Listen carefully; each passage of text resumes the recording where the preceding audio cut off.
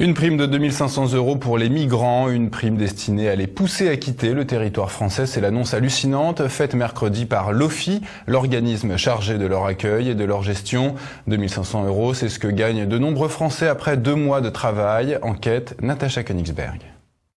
Pour pousser les migrants à partir, migrants qui, rappelons-le, sont entrés illégalement sur le territoire français, voici donc la dernière trouvaille de l'Office français d'immigration et d'intégration, un machin gouvernemental chargé de les gérer sur le sol français et éventuellement de les pousser à repartir. Jusqu'ici, la prime au départ était de 650 €. On ne parle pas de prime, mais d'allocation. En octobre dernier, cette prime avait été gonflée pour atteindre 1 000 €. Au Moyen-Orient ou en Afrique, 1 000 € représentent de 4 à 8 mois de salaire mensuel, rien de moins. Mais comme cela ne suffisait pas, voici donc que l'OFII annonce une super prime valable uniquement jusqu'à la fin de l'année. 2 500 € pour les migrants candidats au départ d'ici au 31 décembre. Des candidats au départ qui, rappelons-le, n'ont pas à payer leur billet de retour s'ils acceptent de rentrer chez eux. C'est l'État français qui leur paiera l'avion. Les 2 500 € finissent donc totalement dans leur poche. Mais ce n'est pas tout. Comme si ces 2 500 € ne suffisaient pas, l'OFII promet également une prime à l'arrivée pour les aider à se réinsérer. Une prime destinée notamment à les aider à se reloger ou à créer une activité économique comme une entreprise ou un petit commerce. Cette prime peut atteindre, tenez-vous bien, jusqu'à 10 000 €. Tout cela risque de créer ce qui s'était déjà produit dans le passé, une nouvelle pompe aspirante. Du temps où les Roumains, bien que membres de l'Union européenne depuis 2007, venaient en France illégalement, soi-disant pour travailler, ils étaient incités à rentrer en Roumanie avec une prime du même type. Très vite, l'on s'est aperçu que des filières s'étaient organisées pour venir toucher la prime en France, rentrer au pays, puis revenir au bout de quelques semaines ou quelques mois toucher une nouvelle fois la prime. L'identité des bénéficiaires de ces primes sera bien évidemment relevée et enregistrée, mais quand on sait que la plupart des migrants n'ont pas de papier ou utilisent de fausses identités, on comprend à quel point cette mesure est totalement déconnectée de la réalité, une fois de plus.